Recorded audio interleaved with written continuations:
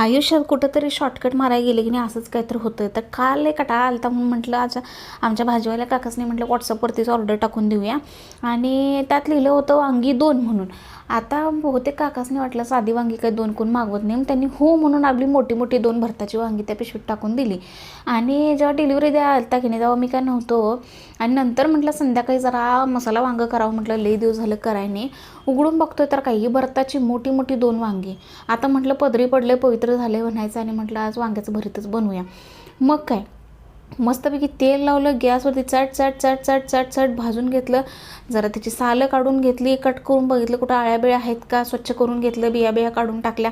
तेलात आपलं मस्तपैकी जिरे मोहरी लसूण टाकलं, कांदा टाकला, आपले कांदा लसूण मसाला टाकला आणि भाजून घेतलं. आणि हे असं ते वांगं जे केलं की नाही चटचट भाजून ते ह्याच्यात टाकलं. तुम्हाला सांगते एकच नंबर झालं. तुम्ही बी करून बघा आणि तेवढं जाता जाता सबस्क्राईब करा.